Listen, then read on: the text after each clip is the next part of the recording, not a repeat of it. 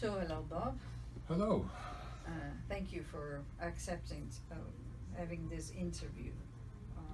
You're very welcome. This Thank you for dialogue inviting me. between the two of us Yeah. for the journal, the Italian journal Quaderni di Gestalt, and also for our site.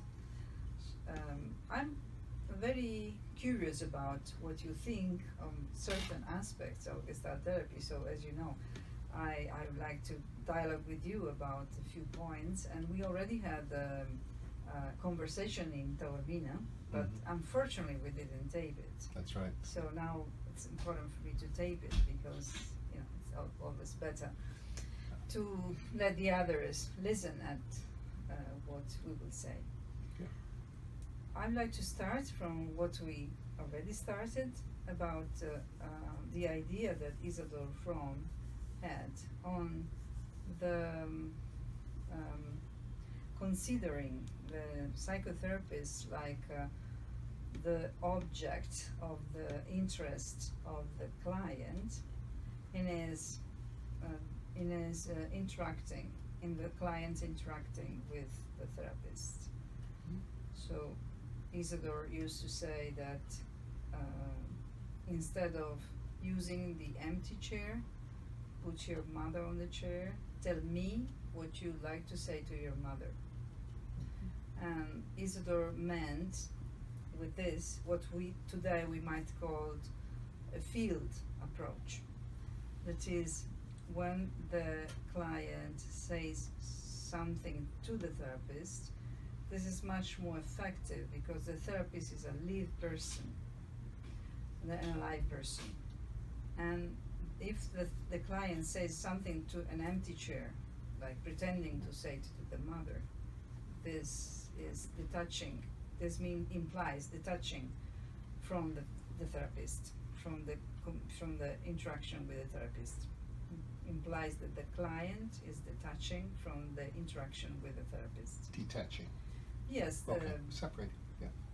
Detaching or Detaching or deflecting detaching? or Okay. distracting. Yeah. Maybe distracting from the interaction with the therapist.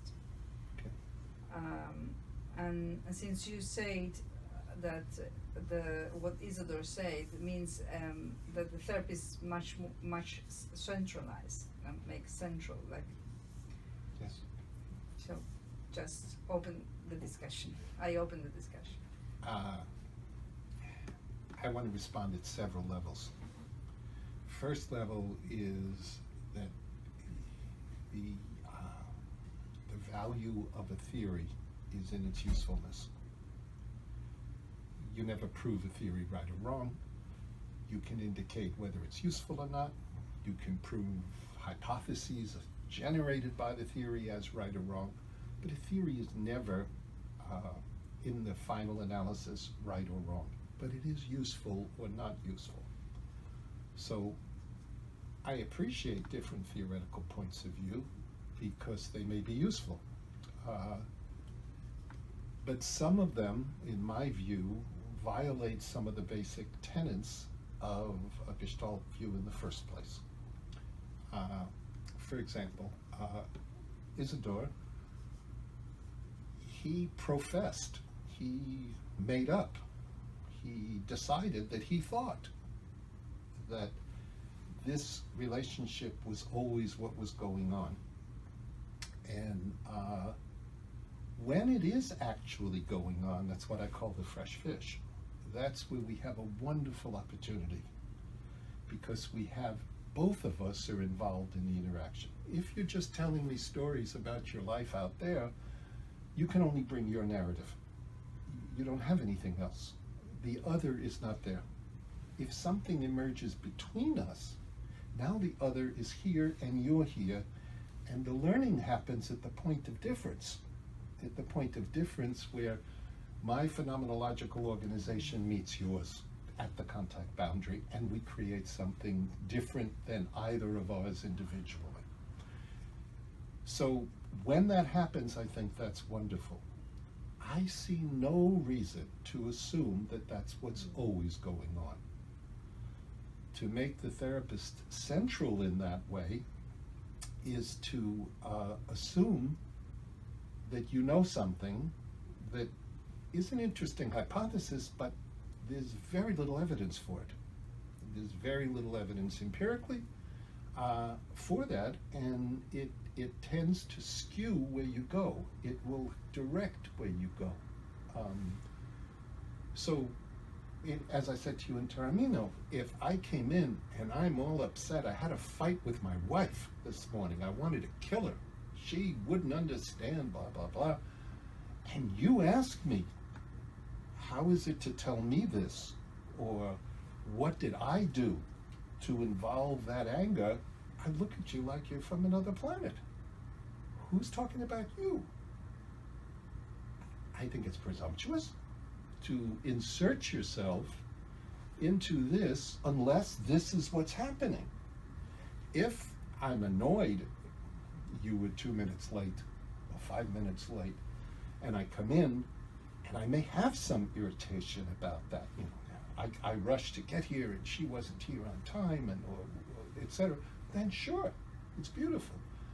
But to make the assumption is a questionable thing to me. I wouldn't make that assumption. I'd be open to it, but not assume that it's ubiquitous in the relationship, always there. Yeah, I think we disagree. Yeah. If I were, which is great, because that's where we can have the difference and the fun and the learning. If I were a client, and I come to you as a therapist because I have something with, you know, my partner, it would be important that I say that to you, my therapist. Not that I use you because I'm not okay with my partner.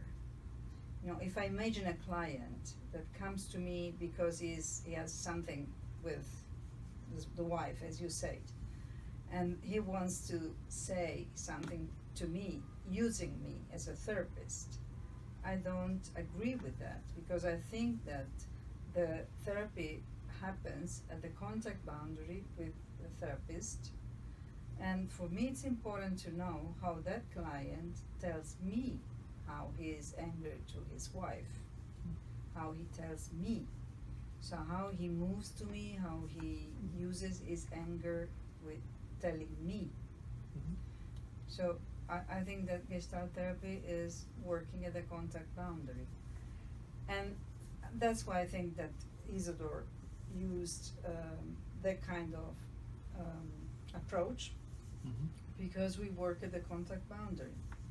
And so anything happens in the here and now, not because you wanted to make the therapist central, or, you know, but because the therapy happens there at the contact boundary. So I would like to see how you're talking to me about your mother, how you're talking to me about your partner. And for me, at times, I would welcome that as a client. At other times, I would see it as an interruption, that I'm telling you about something, but I'm with what I'm with. I'm really not with, at the moment, the contact between us. Switching from clinical to theoretical, it also is contradictory to the phenomenological method. The phenomenological method is to, as much as possible, to bracket, to put aside your beliefs, your theories, your interpretations, etc., and allow yourself to be affected by the freshness of the person expressing whatever they're expressing. If you have a preset belief that whatever that person is talking about has something to do with you, then I question it, and I think it's in violation of the bracketing of the phenomenological method. Which, when it's useful, that's fine. Yeah. Otherwise, you get stuck in being an ideologue and following ideology rather than reality. I think we might switch a little bit the terminology, you know, because it's not anything you say has to do with me, but anything you say is said to me. Yeah. So I would switch. I think we agree on this. Yes. No?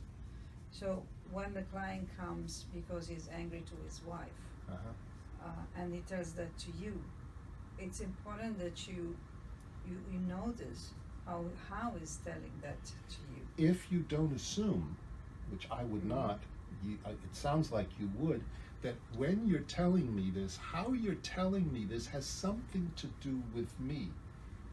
He or she might be telling that story or that emotional outburst exactly the same way to any therapist. It may not have to do with our relationship. I don't think the person would say the same content in the same way to a different therapist. I don't think so. I think that the freshness of our encounter means that I am different. As a client, I'm different with different therapists. I'm thinking of Herb Polster and the population of selves. Mm-hmm. Of course, we self as a verb now in different situations with different people differently. Sure. But I'm sure you've had the same experience that every therapist has had, where one day you open the door and the client starts. I mean, they started in the waiting room, and they just start. Okay, but this can be a desensitization in the beginning. Then they have to look at you because you are the therapist, the person who is telling him or her. But they don't have to. They're not. Obviously, they don't have to. They're not. They just come in. You can't believe what happened today. That, I think, would be the same with almost any therapist they were with. Yeah, but then when you go on, you have to build a contact boundary with them. And that's made of you and of the client. When you say that, I think of Isidore saying, a Gestalt therapist is a well-paid electrician or plumber. I think he said plumber sometimes and electrician sometimes, which is antithetical to a real dialogic relationship. That you have to build the contact boundary. The contact boundary is there, and you do your part. You don't do the client's part. You meet the client with who you are at the place of where they are. They whom? They, the client. But you're a person, you contribute with your own personality. Of course. Yeah, I think that when Isidore said, for instance, I made a little dream, and Isidore answered, yes, little like I am. I think that he was referring to a field approach, because if I tell you I made a little dream, yeah. Where do I take the concept of little? And I'm not little, as you can see. Yes, and that's I'm why. tall. So if somebody said that to me, and again, if they had me as a therapist instead of Isidore, who was pretty little, if they said to me, I had a little dream last night, you what would you do? I would listen to them and wait for more. I wouldn't assume or start interpreting that, oh, it was a little dream, therefore they're calling me fat, or therefore, if I'm Isidore, that it has to do with me because I'm little. It's part of the listening when the client tells you, I did a little dream, I had a little dream, and you wonder, as a therapist, you wonder, where does it taken the concept of little from? Maybe the dream may be little. Some people may mean it was a short dream. The dream is not an experience in itself.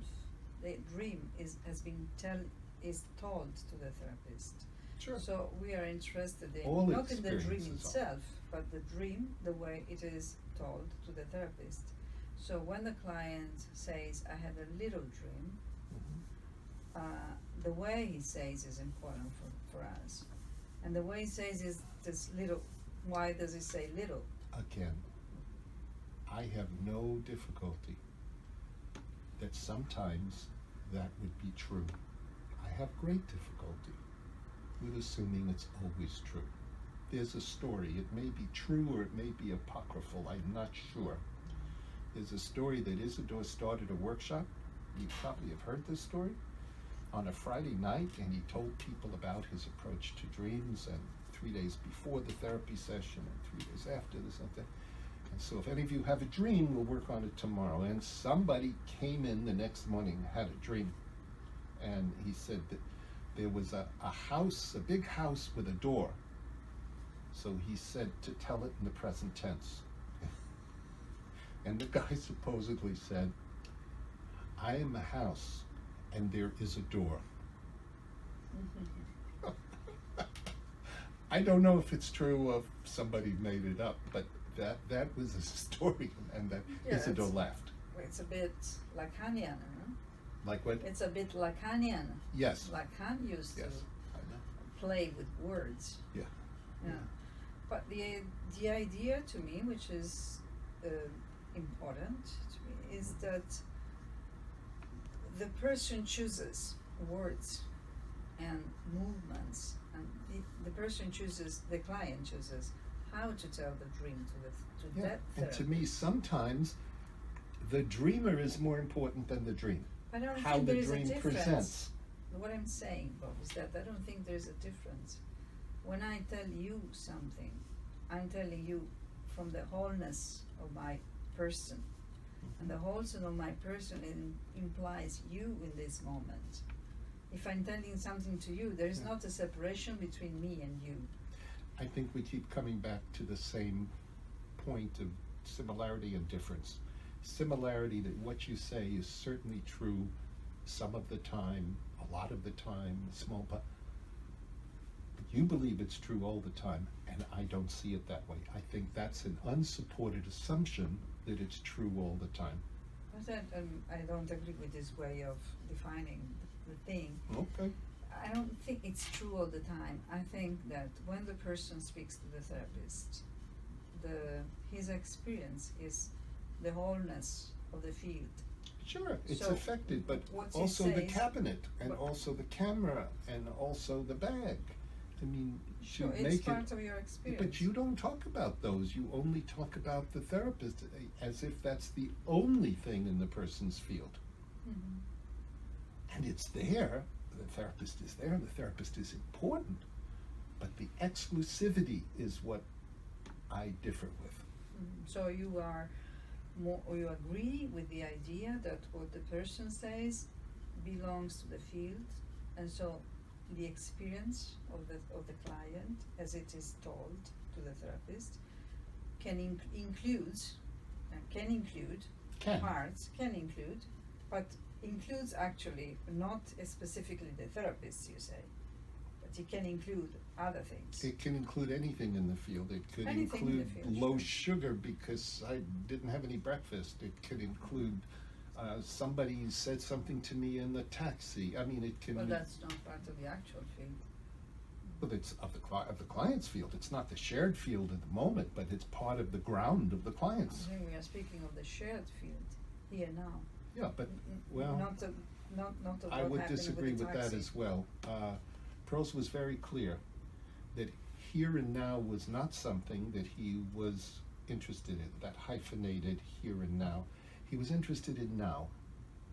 And now is wherever the person's primary awareness is. It could be remembering, it could be fantasizing, it could be any now.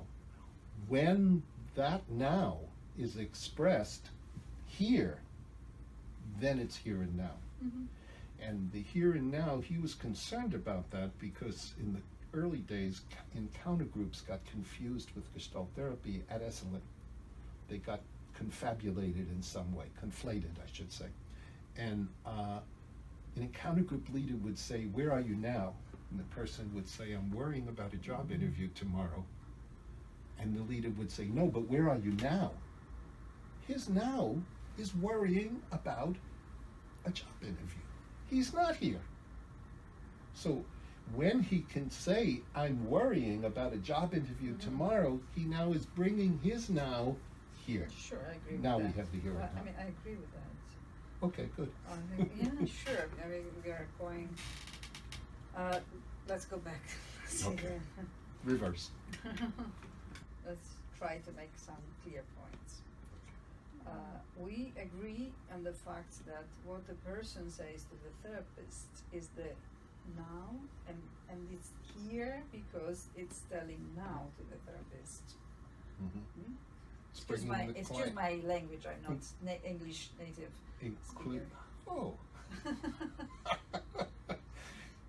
It's bringing the clients or the person's now to the present. To the present, to Yeah. the therapist. Yes.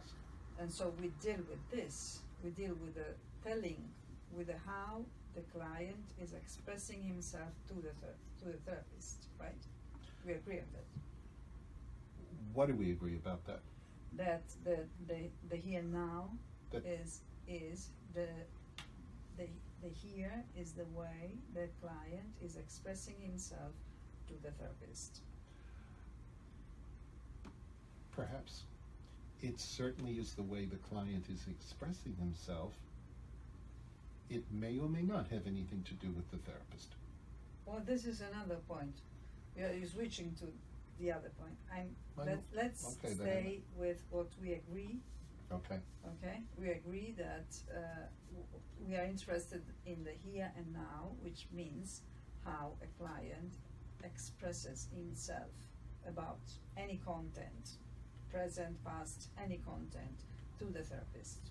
Okay. Okay, and we focus on this experience, which is an actual experience, it's in the present.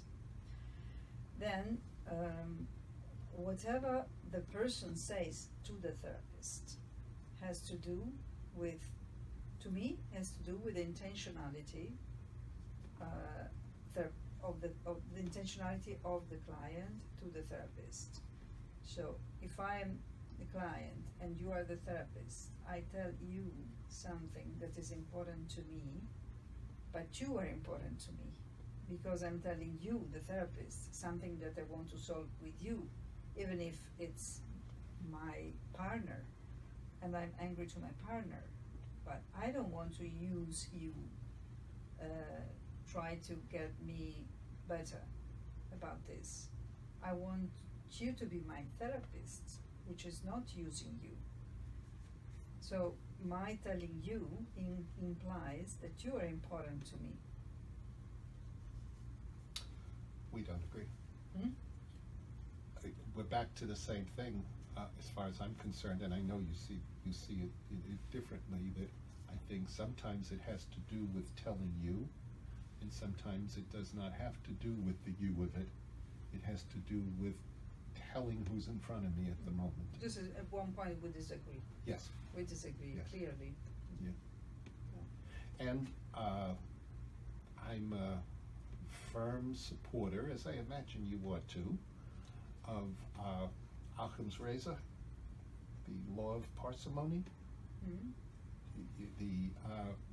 And I appreciate that English is not your first language, so I want to be clear. In, what I mean by that is that the simplest explanation with the least amount of assumptions is usually more accurate than a more complex of unnecessary, meaning more than the simplest explanation. Well, but to me it's very simple. I think we are just different in the, I don't know what we are different in. Well, Maybe. I think we're quite different. If I'm sitting with somebody, Mm-hmm. I don't assume that what they say necessarily has anything to do with me. When it does, I'm very glad it's an opportunity because, as I said, we both have access to that interaction. Yes. But I don't assume that anything you say has something to do with me. Okay. And That's what I see as presumptuous. well, what I think is that if we are sitting together and I'm telling something to you, I'm telling to you. So you are part of my field, of my intentionality, and what we focus on is how I'm telling this thing to you. But you are part of my intentionality when I say that. In this we are different. Yeah. I don't think there is something more simple than something else. We are different. Okay. Because you think that it's possible that a person says something just, I don't know to whom, says something. Saying something to me that has nothing to do with me. That happens. How can I say something to you except regarding the content? The content can be different from you, but if I say something to you, how can you not be involved in this?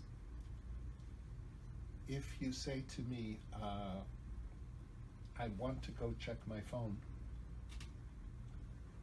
or if you said to this person, I want to go check my phone, it could be that you want to get the hell away from me, or you want to get the hell away from that person, but it might be you just want to check your phone and you're telling whoever you're with that's But what you want to do. I'm telling you I want to check my phone, so I'm asking you. Yeah. So you're Well, part of it. if I'm the only one here, of course you're asking me. But I'm a generic person at that moment, unless there's something about checking your phone that does have to me. So I'm certainly open to and acknowledge that your point of view happens. I just would not assume that it's always there. I think that. And I think I told you this is the same argument I had with Isidore 40 years ago. Yeah, I don't know how much you could agree if you, because I think you just don't like what Isidore said about being always involved in the. I don't agree with it. In the content of the person. So we're not talking about the content. No, I understand. You're talking about the how the person is expressing what they're expressing.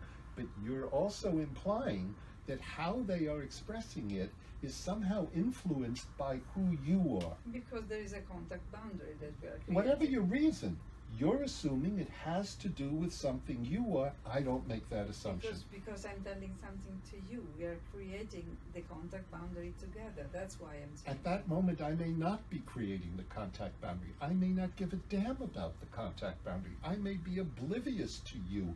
I am with whatever the content that I'm talking and the emotions that I'm feeling at that moment.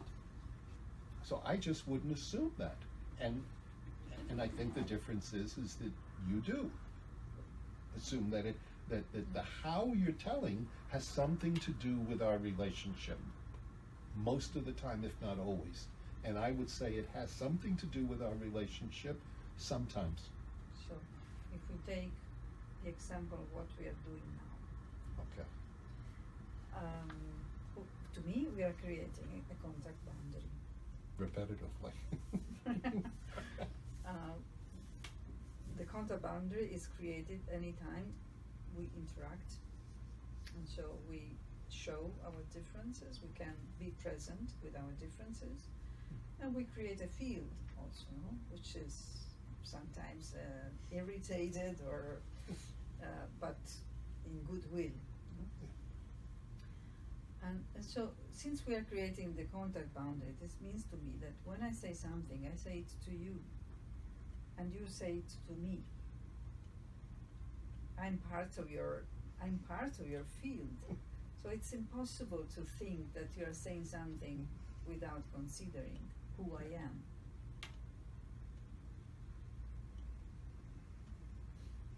am. I'm split right now. Because on the one hand, I'm sure the things you've said about this content that we're talking about, you've said before to other people, and probably in some very similar ways. I know that's true for me, that I've said some of the things I've said to you, I've said before. Some of them I've even said to you before, and I've also said to other people. I think it's just clear that we disagree, and I go back to what I started with. There's no right or wrong here. There's useful or not useful. They're both reasonable points of view, and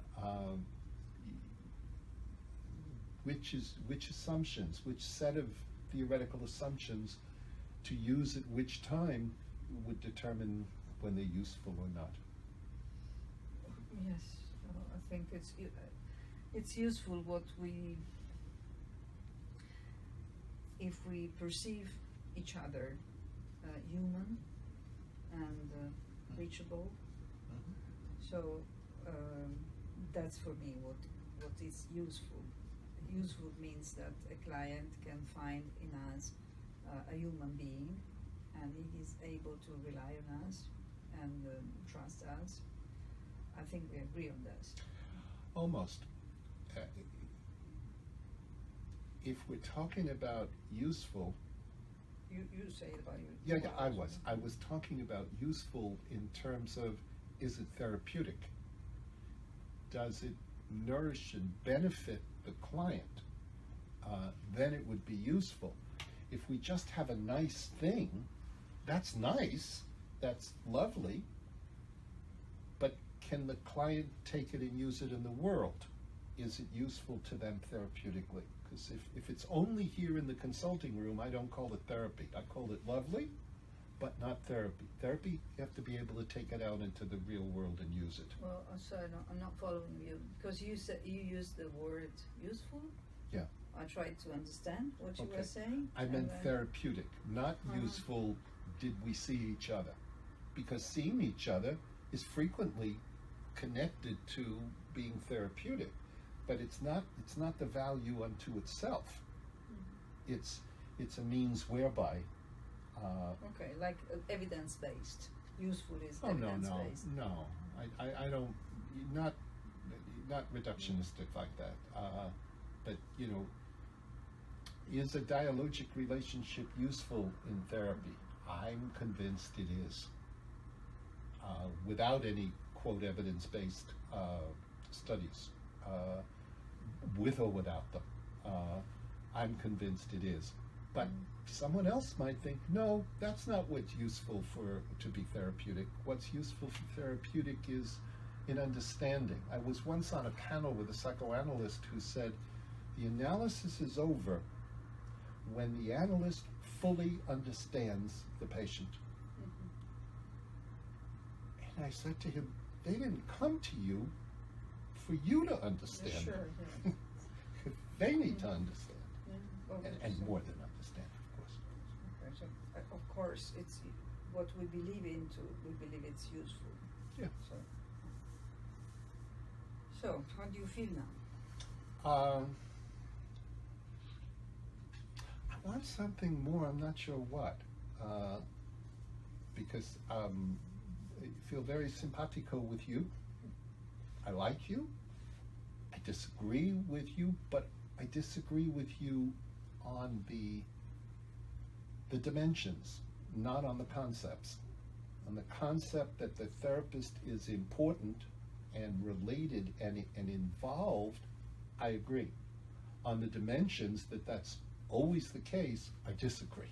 Well, I don't identify with it's always the case. Okay, I'm interested. Yeah. Because How would you describe? I think, as I said, that what the client says to the therapist belongs to a field where the therapist is included. So if I say I had a little dream, I understand what Isidore was explaining, but I don't think that Isidore said it's always the case. Well, I but think it he sure wanted- sounds like mostly the case, most of I the think time. he wanted to say, to demonstrate something. I wanted to teach something. Like if the client says something, then the words that he uses belong to the field. So it might be that the little dream refers to the being little of Isidore. And if this is the case, then it might imply that that client was always denied to say spontaneous things, like he was short. Oh, you're so short. No, but he can say I had a little dream. So he was revitalizing this spontaneity in the client that could not say, oh, you're so short. You're building, or Isidore is building there, a whole tower based on it might be about me. It might be, sure. Of course it might be. Yeah, but we agree on this. Yes, that it might be, but it might be about 15 other things. It might have nothing to do with me. But so to take it as a might and then start building on it as if that's already an established reality. Yeah, so I think, well, that you don't like, or you didn't like Isidore's rigidity, maybe. I don't know how much you really don't agree with this, because I think that he said it doesn't have to be that, it doesn't have to be always like that. No, I but didn't get that. I didn't get, but if somebody said, wow, I had a big dream last night, or I wouldn't assume that was about me being big. I don't think that he said always. Well, but that's why I was asking you if you could calibrate how much of the time do you think what the client says, of course you share the field of the moment, but how much of it is related to because of something about you or our relationship? If not always, I say sometimes, occasionally, wonderfully when it happens. What would you calibrate that in your position about how much of the time? I calibrated considering what the client says, like a precious thing that has to be that I try to understand as much as I can. And when in the examples of Isidore, I think they are examples of something that can be understood better in our client. If I come to you and I tell you I had a big dream, and I tell you with something like I'd like to say something and I don't do it, then it's obvious that I'm addressing you, something that not I'm obvious able. to me. It's an interpretation. Sure, we make a lot of interpretations. Of course we do, but if I make an interpretation, I own it. We are not It's sure. not about the client, it's about the speculation in my head. We are not sure that is the meaning. I Right. don't think that Isidore said that it's in that way always. I think he said it can be. It can be. Okay, and I am fine with that. So if somebody said to Isidore, I had a little dream, that could be about me, says Isidore. But what about me being little assumes already it's true, and now I'm asking you a qualifying question about my interpretation as if I can define over there rather than the interpretation defines my point of view or my perspective or my hypothesis. The locus is here, not there. I assume, I don't know, now we are interpreting Isidore, but I assume that he wanted to teach something. So his being so determined was because he wanted to convey an idea. Okay, I appreciate that. I also appreciate how you would make the distinction about what the client says and when it's particular or something special there. But that really wasn't my question. My question was, out of 100 interactions with the client, or 100 different clients, that wouldn't matter really in this sense, how many of the interactions are involved in it's because of me? It has something, not only me, but it has something to do with me, the therapist. I think that not all the time. But huh? You don't want? I get that it's he or you are not saying it's all the time. That it's no, about. but we are interested in those interactions where you, the therapist, are involved. And I'm We are asking, interested in that. how much of the time do you believe that's true? That what the client says is in part because of who you are in the room with them? And it's difficult for me to answer how much of the time.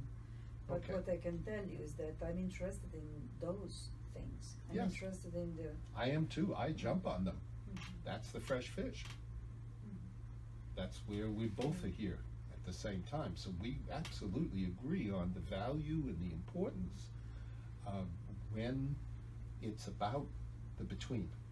Mm. Where we disagree is how much of the time is it about the between us. That's where we disagree. Yes, maybe.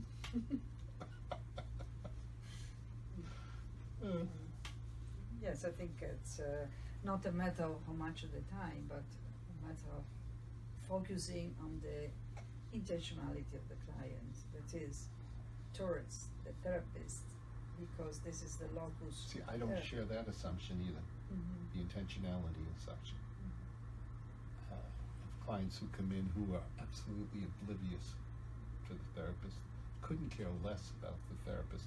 That's part of the work, that they don't pay much attention. But there are clients who are not that interested. It's not the client that has to be interested, it's the therapist that has an eye on how the client says the things to the therapist. Yeah? So it's not a matter of the client, it's our lens. I think we're going in circles now. Yeah. I mean, we've repeated ourselves a few times. I think the difference is clear. I just want to thank you for having come here for this interview, Yeah. for this dialogue, because I felt your interest. Yes, I'm very interested in this. I like that you have some strong theoretical convictions. As I say, I almost always, I'm not sure. No, the intentionality one, for example, is one that I would never assume a person's intentionality. But a lot of the theoretical things you say, I support and I agree with, and then I differ when you have them across many clients or many interactions, not all, but who knows how many, and I have them some of the time that happens. So I like this discussion. Yeah. I've experienced you determined in something that Isidore I think didn't say so rigidly, and But that's I what also- I've been trying to unpack about, okay, if not Yeah. rigidly, how much? Yeah. And that, it's hard, I know, because it's important when it happens, Mhm. but does it happen all the time? Does it Yeah. happen 90%, 40%? I mean, Yeah, I'm those not, are hard. Yeah, I'm not on this kind of thought, because I don't think it happens most of the time or not. I think that the client approaches the therapist to be helped, and what you look at is how he does this, Mhm. and we know that the therapist is included in this. I'm smiling now. My fantasy is that we were in a workshop, you and I, Mm-hmm.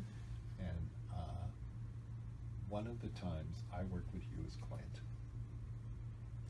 and one of the times you work with me as client, Mm-hmm. and to let those differences or similarities, because there certainly Yeah. are similarities, unfold. Oh, that would be very nice. That would be lovely. Yeah, yes. Maybe practice solves always Yes. theoretical problems. Yeah. Exactly. Yeah. And again, going back to Fritz, all theory is projection, just like all interpretations are projection. Mhm. Doesn't mean they may not be useful, but they are also always projections, whether they're useful or not. You don't project in a vacuum, so there's usually some piece of it that is accurate. Mhm. Projection is a perception also. Yeah, of course. But a theory in a book is somebody's phenomenological organization that they wrote down and called it a theory. It's a way of organizing and making meaning, which is what phenomenology is. Mhm. Okay. So, thank you Thank- so much. We thank have an you. appointment to work. We Yeah. have Yes, something to do yes, together. yes. And if you don't show up, it's about me.